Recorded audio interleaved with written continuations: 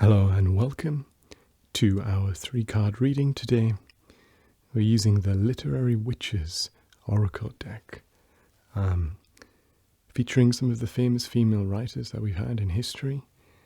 Fascinating deck. It has a nice book with it, explaining the characters, and some oracle cards on top as well. I've selected here I guess you'd call it the Major Arcana. So let's see what the first card has to bring.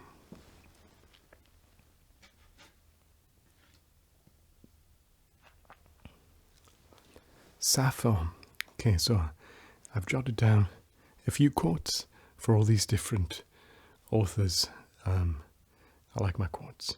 And so I do have here one for Sappho, and it is this here. Sweet mother, I cannot weave. Slender Aphrodite has overcome me with a longing for a girl.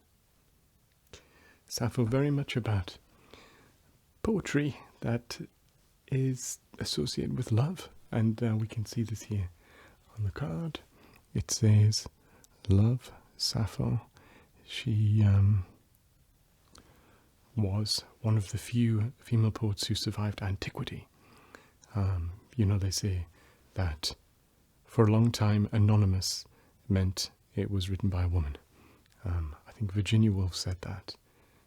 I think Virginia Woolf's in this deck as well, actually. Yes. So our first card is love. A little bit different with an oracle deck, isn't it, than a tarot card reading.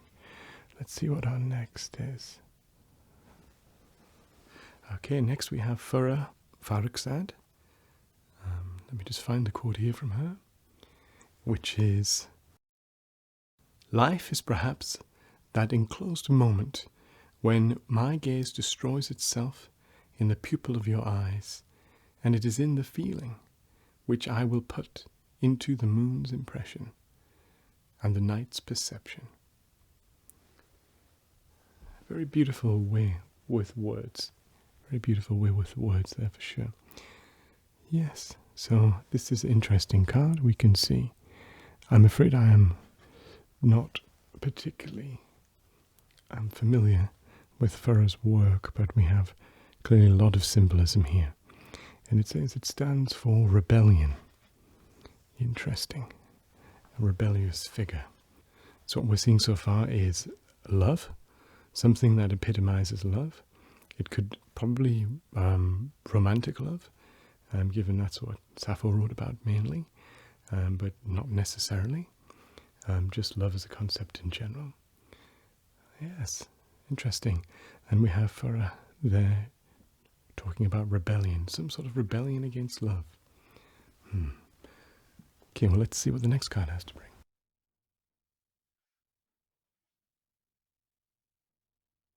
Emily Bronte, one of my favourite writers of the days gone by. And I have a quote here from Emily Bronte, which is, I have dreamed in my life dreams that have stayed with me ever after, and changed my ideas. They have gone through and through me like wine through water, and altered the colour of my mind. So very much based on fantasy, and it indeed does say fantasy here. We have the old mansion there, Emily presented, and the word fantasy next to it. Very good. I remember reading that Emily Bronte was pretty much the inventor of Dungeons and Dragons.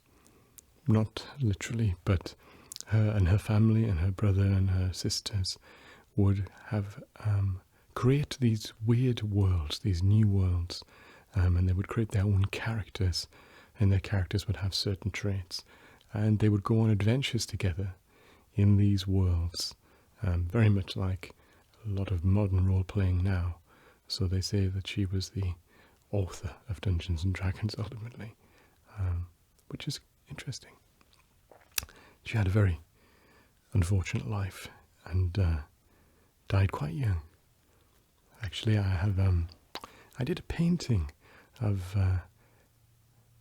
Emmeline Bronte, who was named after Emily Bronte, and it was just an imagination of What would have happened if Charlotte Bronte and Emily Bronte both survived and got to a good old age? How things might have been different. Yes. So that's what that reminds me of. So I just personally think with oracle cards, these are just 3 things that should be important in your life right now. So you should have focus on love. You should have focus on a sense of rebelling against traditional values or rebelling against things that don't necessarily make sense. And I think it's important to have this sense of creativity and fantasy. I think that's very important for everyone, to have this sense of escapism. And how they link together? Well, I'm very interested to hear your thoughts on this because of the real overarching themes that we have here, rather than specific call-outs. So are you infatuated with someone who it is fantasy? They're not actually what you think they are. Limerence, I think they call it, where you fill in the blanks of somebody who you don't know. Are you rebelling against the idea of conformity by fantasy and imagining things outside of your station, outside of the real confines of the world? Or is it something to do with a type of rebellious love? Is it somebody who you are interested in who you typically wouldn't be interested in, or you're making a statement by? I don't know. This could easily be platonic love as well. But to me, it's clear that there are 3 pillars right now of your life. A focus on love, a focus on ignoring convention, and a great focus on escapism, fantasy, imagination. Curious. Well, that concludes our 3-card reading of the Literary Witches deck today. Thank you very much for your time, and I do hope we speak again soon. Thank you.